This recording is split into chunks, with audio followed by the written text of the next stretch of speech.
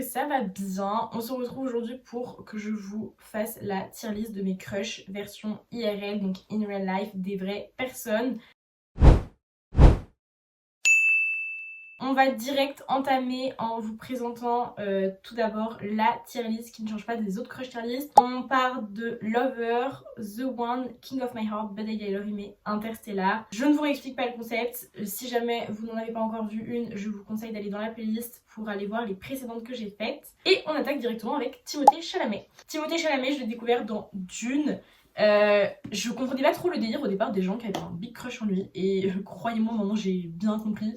Vu comment le mec est frais, je trouve qu'il a pas forcément de charisme mais du charme et il s'habille tellement bien aussi. Et ça, je trouve que en 2024 c'est de plus en plus présent, les mecs qui font des efforts sur les tapis rouges, etc. Et c'est très appréciable clairement pour la vue. Donc je vais mettre Timothée Chalamet qui n'a jamais d'ailleurs été mon fond d'écran. Ça c'est pour moi un argument de taille. Je vais le mettre dans The One parce que vraiment c'est purement physique en fait, il n'y a pas vraiment d'autre chose qui m'attire vers lui, donc je vais le mettre en The One. Ensuite on a Kendall Jenner qui est une des deux femmes que j'ai mis dans cette tier list. Déjà physiquement pareil, je la trouve extrêmement bien gaulée, je sais pas comment dire autrement. Je trouve qu'en plus de ça, malgré le fait qu'elle soit née dans un milieu extrêmement aisé et que oui bon bah c'est une nepo baby, elle a quand même progressé par elle-même, elle a travaillé par elle-même pour percer dans le monde de la mode en tant que mannequin. C'est quand même la mannequin la mieux payée au monde, en tout cas jusqu'aux dernières nouvelles c'était le cas. Je partage avec elle la passion de l'équitation, elle est extrêmement sportive et ça genre je trouve ça trop bien, les gens qui font vraiment l'effort de s'entretenir etc. Et puis ce côté qu'elle a qui la distingue aussi de ses sœurs et de sa famille, c'est qu'elle a demandé à se séparer de son nom, qu'on ne l'associe plus à cette famille et je trouve qu'elle a pas ce côté businesswoman que peuvent avoir ses sœurs qui est plutôt déplaisante d'après moi. Je trouve que c'est vraiment dur de se détacher quand même d'une famille de milliardaires pour se dire ok bah c'est bon je me débrouille toute seule, je vais me poser là, je vous remercie mais maintenant je vais faire mon bout de chemin toute seule parce que vous êtes tous trop problématiques en fait, il faut quand même avoir les couilles de le faire. Et je l'admire aussi pour ça.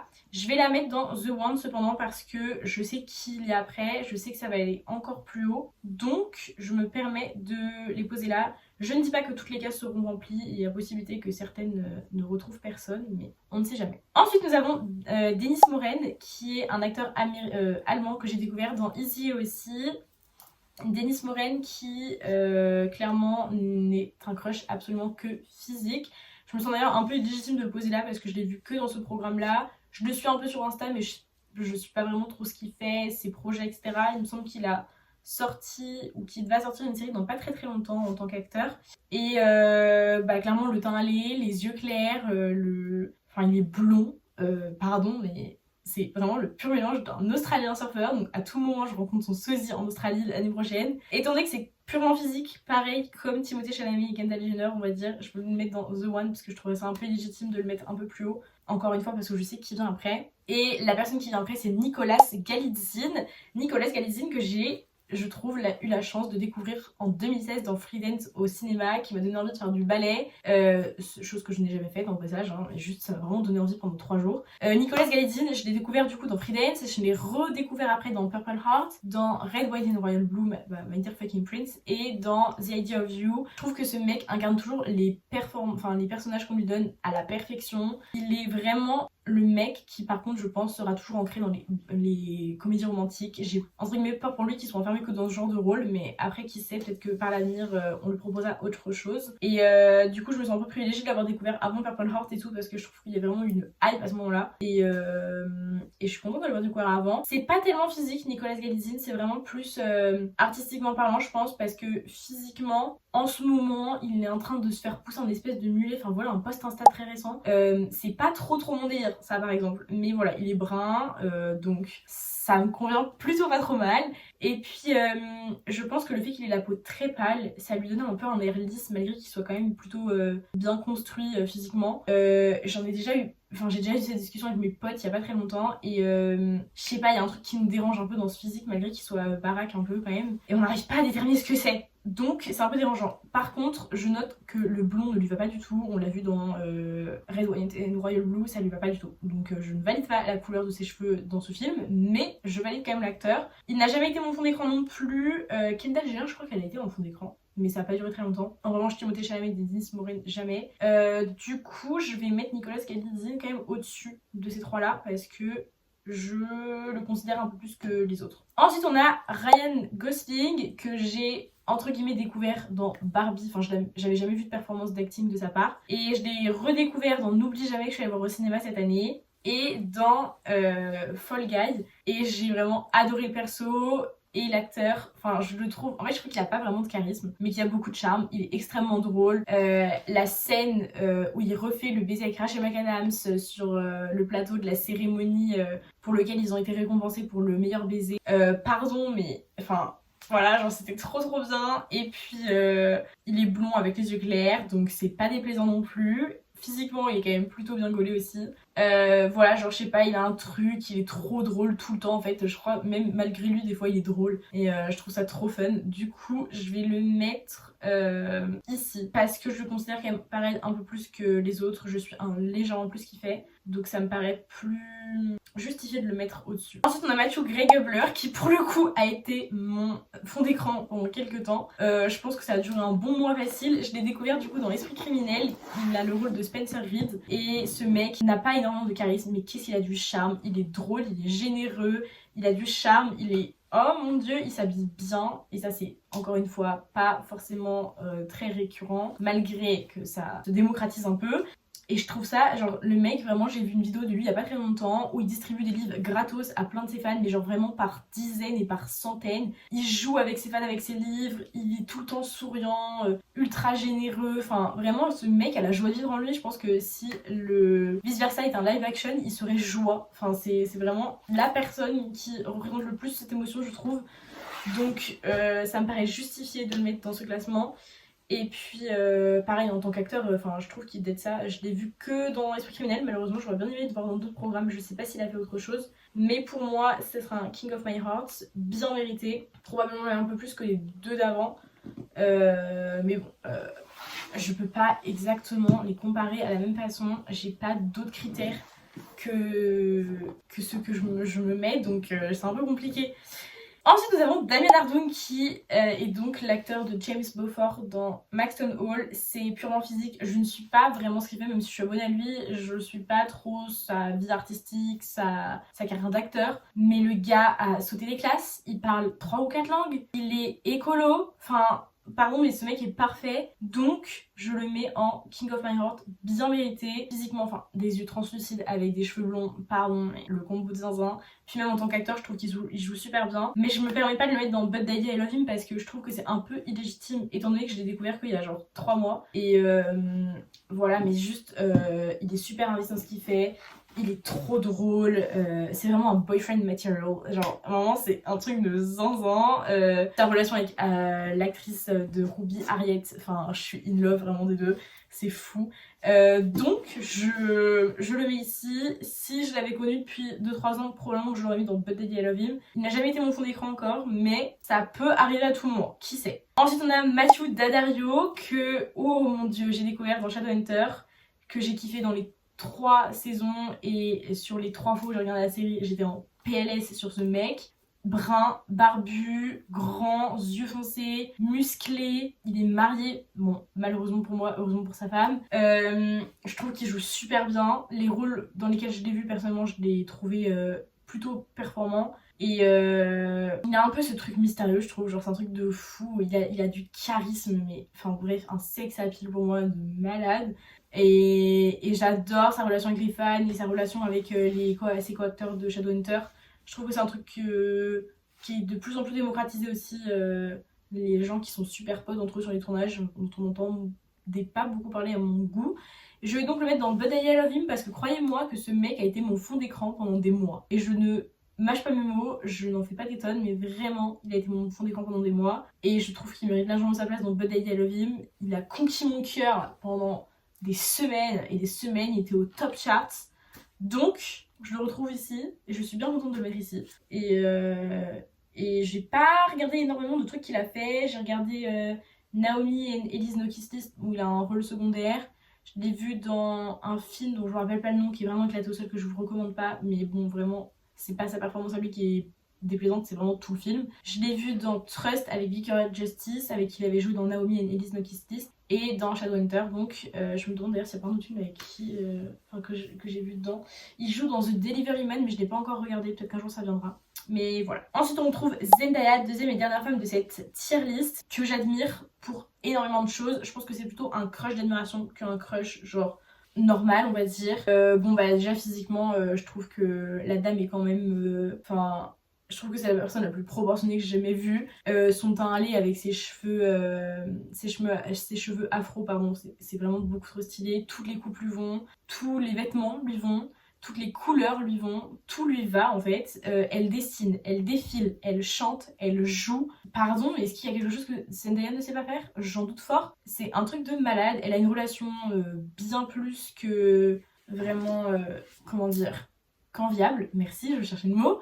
Avec Tom Holland, et puis elle est tellement toujours au top niveau fashion. Quand elle se déplace sur les red carpets, au Met Gala, elle est toujours la personne qui a la tenue la mieux réussie, la plus riche et la plus dans le thème. Quand elle est sur des red carpets pour la promotion de certains de ses films, enfin de tous ses films en fait, elle est toujours habillée dans une tenue qui fait écho à son film ou à son personnage. Donc je trouve que franchement elle se démène dans toute sa carrière. Elle est partie de rien, vraiment juste elle a donné toute son âme et toute son énergie dans percer dans ce monde. Et pour toutes ces raisons, pour moi elle va dans But Daddy I Love Him. Je l'ai jamais en fond d'écran, enfin si je l'ai eu en fond d'écran, je dis des bêtises, je l'ai eu en fond d'écran, ça a pas duré très longtemps, mais vraiment je l'admire de ouf. C'est vraiment, j'aspirerais trop à être cette meuf quoi, je veux dire, elle se donne tellement à fond dans tous ses projets, je trouve que c'est tellement honorable. Ensuite, il va nous rester 3 personnes, et ces 3 personnes sont vraiment les personnes... Je sais déjà où elles vont, genre c'est vraiment certain. On va commencer par Henry Cavill, sur lequel j'ai eu un crush, et Juliette qui monte cette vidéo sait pertinemment de quoi je parle. Intersidéral, mais pendant des semaines et des semaines et des semaines, j'ai regardé des films juste parce qu'il était dedans. Ça, généralement, sachez que quand j'ai un crush intersidéral, si c'est un acteur, généralement je regarde que pour l'acteur, dans les films dans lesquels il joue. Donc vraiment énorme coup de cœur. Il joue bien, il est bien gaulé, il est brun avec une barbe et les yeux foncés, il est super galant, ça c'est pareil, c'est un truc qui se perd hein. Et puis bon bah, malheureusement il va avoir un bébé pas avec moi, malgré que j'aurais bien aimé être la maman de cet enfant. Et je le trouve super engagé dans tous ses projets artistiques, malgré le fait qu'il parte de The Witcher, enfin je trouve qu'il le fait super proprement sur les réseaux sociaux. Le fait dont il défend sa relation amoureuse et qu'il demande aux gens d'être légèrement plus respectueux de façon aussi, je trouve très légère et très justifiée également. Il a une façon de s'exprimer pour moi qui est vraiment ultra respectueuse envers les personnes avec qui il travaille, en tout cas de mon point de vue de fan on va dire. Et puis il est british donc son accent, pardon. Voilà, c'est un geek, mais un geek ok. Genre c'est pas un nerd trop chiant, c'est un geek que vous... Il y a une vidéo qui a tourné pendant quelques semaines où il était en train de réparer un ordinateur et c'est vraiment écrit dans la description The Geek Guy That Everybody Wants, parce qu'il y a vraiment un seul mec que vous appréciez regarder réparer des ordinateurs, c'est vraiment Henry Cavill. Donc Henry Cavill, il a largement gagné sa place dans Interstellar. Je peux vous dire que ce fond d'écran là, croyez-moi, il y en a eu de toutes les couleurs, de toutes les formes. Je pense sincèrement que ma galerie était remplie de Henry Cavill. Et j'ai voulu regarder Enola Holmes pour lui. J'ai regardé le 1, j'ai pas eu le courage de regarder le 2 malheureusement parce que j'ai vraiment pas aimé le film. Mais c'était vraiment la seule raison pour laquelle j'ai regardé. Et puis je trouve qu'il incarne à merveille The Witch, Geralt. Et quelle déception de ne pas le retrouver l'année prochaine dedans. Mais bon, c'est pas nous qui décidons, donc voilà. Les deux dernières personnes, oh mon dieu, les deux dernières personnes, pardon, je sais pas par lequel, enfin si, je sais par lequel commencer et ça me brise le cœur. Je vais commencer par Gabriel Guevara. Petit disclaimer juste avant d'en parler, je suis au courant des accusations qu'il a reçues pour attouchement sexuel, je crois que c'était ça le nom. Je tiens à préciser que je suis au courant, que d'après moi il n'est pas coupable étant donné que le procès a été Enfin, j'ai pas forcément les bons termes, je m'excuse, mais abandonné dans tous les cas, les charges ont été abandonnées. Voilà, donc je suis au courant, j'en tiens compte, mais d'après moi, c'est pas une excuse pour pas le mettre dans cette crush tier list. Gabriel Guevara que j'ai découvert dans À Contresens, donc il y a maintenant un peu moins d'un an, parce que je l'ai pas regardé quand il est sorti directement, je l'ai vu en septembre, le film pour la première fois. J'ai vraiment pas trop tilté sur le coup la première fois que je l'ai vu et je me le suis refait en octobre, je sais plus pour quelle raison, et là croyez-moi que j'ai compris pourquoi j'avais kiffé ce film et je l'ai vraiment regardé une dizaine de fois, enfin vraiment je regarde une fois par mois le film, c'est une grosse dinguerie. Je l'ai vraiment refini la semaine dernière. Gabriel Guevara, je pense que vous pouvez demander à Juliette qui monte cette vidéo, c'est vraiment la personne qui a, je pense, le plus occupé mes pensées pendant des mois et des mois et des mois et des mois. Il a été mon fond d'écran, n'en doutez pas une seule seconde. Physiquement, pardon, mais waouh. Et puis je trouve qu'il joue bien. Personnellement quand même, je miss un peu l'ancien Gabriel Guevara physique. En ce moment, il a les cheveux courts avec du blond. Enfin voilà une photo Insta récente. Et voilà une photo Insta de quand il joue dans Scam España, que j'ai aussi commencé à regarder cette année, que je n'ai pas encore fini. D'ailleurs, je suis trop dégoûtée parce que j'aurais trop aimé qu'il ait un rôle principal et pas tertiaire comme il a eu. Il jouait du coup le rôle de Christian et enfin bref, j'ai tellement hâte de le retrouver dans Culpa Tuya et Culpa Nuestra, mais je suis un peu dégoûtée que sa relation avec Nicole, elle se soit absolument éteinte sur les réseaux sociaux. Je sais pas trop ce qu'ils ont dit dans la vraie vie, j'ai l'impression qu'ils se côtoient plus, mais déjà vraiment j'adorais leur relation, c'était un truc de fou.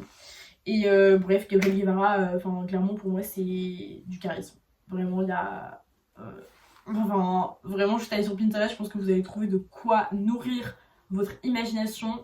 Donc ce crush là, il est intersidéral. J'ai pris une photo qui date un peu en vrai, c'est par choix, pas par hasard, parce que je ne voulais pas des photos actuelles. Je trouve qu'en ce moment il est un petit peu dans un down bad. Est-ce que c'est le girlfriend effect glow down? C'est très possible, parce que depuis qu'il est avec elle, physiquement c'est pas trop ça. Mais on admire quand même le couple parce qu'on bave sur le mec, donc bon voilà. Et la dernière personne à rejoindre cette tier list, c'est Pierre Ninet. Je sais pas comment m'exprimer à propos de ça. Je pense vraiment que je vais me faire déglinguer par tous les gens qui me suivent sur Instagram parce que j'ai vraiment fait que de reposter des trucs sur Pierre Ninet depuis 3 semaines. Je l'ai redécouvert dans Le Comte de Monte Cristo. Je suis allée voir 3 fois ce film au cinéma en 3 jours.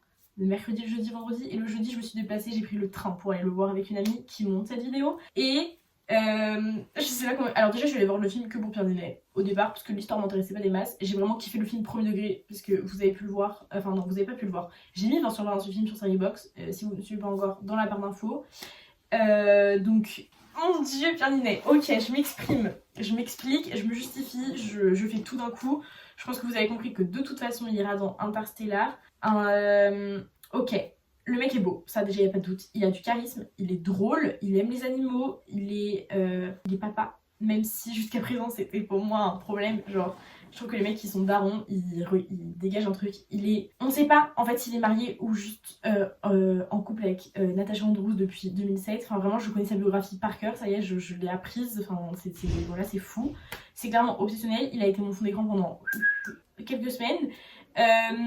J'ai, après avoir vu Le Comte de Monte Cristo pour la 3e fois le vendredi, regardé 6 ou 7 de ses films je crois dans la semaine. Donc j'ai vu Boîte Noire, j'ai vu Five, j'ai vu Le Carnet des Solutions, j'ai vu... J'arrive pas tous à vous les citer, j'ai vu J'aime regarder les filles et j'ai tellement hâte de pouvoir voir ces autres films. Donc là j'ai pour projet d'aller voir Goliath, j'ai regardé Mascarade aussi. Là j'ai envie de regarder Goliath, j'ai envie de regarder tous les films que j'ai pas encore eu l'occasion de voir parce qu'ils étaient pas dispo sur mes plateformes de streaming, mais je trouve qu'il joue tellement bien et tous ses rôles, genre j'ai regardé Sauver au périr, vraiment regardez ce film, c'est fou à quel point il joue bien. Et puis je trouve qu'il a une humilité incroyable. Je l'ai vu dans LOL et je crois que j'ai eu un déclic de crush dans LOL quand je l'ai regardé dans LOL et enfin genre waouh, genre juste waouh, genre vraiment je sais pas quoi dire d'autre. Je baffe complet, je regarde toutes ces interviews depuis que j'ai vu Le Comte de Monte Cristo. Je me suis refait ses émissions d'il y a déjà quelques années. Je me fais tout sur lui. Et puis il y a un truc, vous voyez les gens qui sont d'un milieu aisé et qui parlent ultra bien avec des mots sophistiqués, une façon de parler ultra chiante, mais lui il le fait. Il place des mots que vous connaissez pas dans des phrases et ça rend le truc tellement sexy. Genre, j'ai regardé une interview de lui qui promouvait Le Comte de Monte Cristo du coup, et il a parlé à un moment du mot hubris. Qui connaît le mot hubris sur Terre? Personne. Pierre Ninet si. Pierre Ninet il vous place dans une phrase en plus de ça et il le fait bien parce qu'il le place au bon endroit. Il a un vocabulaire ultra large. Alors clairement c'est aussi lié à son parcours de vie, mais je trouve ça fou. Sa relation qu'il a avec tous ses potes et ses acteurs et tout. Moi je trouve ça, ses co-acteurs etc, je trouve ça dingue, il est pote avec tout le monde, personne n'aime pas Pierre Ninet, genre, si, ma pote n'aime pas Pierre Ninet mais bon, tant pis pour elle, je pense à toi Emma, et vraiment, il est toujours en train de mettre les autres en avant, etc. Et je trouve ça tellement bien. Il cite tous les personnes, vraiment, quand il parle du maquillage, il cite et il félicite toujours tout le monde. Et je le trouve tellement... enfin, pas courageux, mais merde, sa mère. Voilà, enfin bref, je perds mes mots. Vraiment, ce mec, quand je le vois, je balle et je perds mes mots. Et en plus de ça, il s'investit tellement dans ses projets artistiques. Il a pris des cours de danse de zinzin pour jouer en mascarade, alors qu'il n'a pas tant de scènes que ça où il danse. La préparation physique qu'il a dû faire pour sauver ou périr, elle était super intense. Et vraiment, des fois, quand je cours, je me dis, depuis que j'ai regardé une de Monte Cristo, je me dis, c'est bon, Pierre Ninet, il a fait 6 mois d'entraînement pour un film, donc je peux vraiment courir 5 minutes de plus sans cracher mes poumons. C'est devenu ma motivation de vie. Je me lave les mains en toilette après parce que je me dis que si Pierre il était là, lui il se laverait les mains. Enfin, c'est vraiment obsessionnel, c'est grave. J'ai hâte de vous revoir ma psy pour lui en parler, mais je vous assure que ce mec est une pépite. Allez regarder ses films sur Netflix, sur Prime, sur premier site de streaming que vous trouvez. Vous regardez Sauver et Périr, vous regardez Boîte Noire, je m'en fous. Five est vraiment un des films préférés que j'ai vu avec Pierre Ninet. Le Carnet des solutions était un peu moins ouf, mais vraiment, allez regarder Pierre Ninet, quoi. Peu importe dans ce qu'il est. Je vais vous laisser là pour aujourd'hui. Je pense que j'ai déjà bien parlé. J'espère que cette vidéo vous aura plu. N'hésitez pas à me faire la liste dans les commentaires de ce que vous avez pensé de ces crushs là, ou de me faire votre propre liste. Et on se retrouve la semaine prochaine pour une nouvelle vidéo. Salut!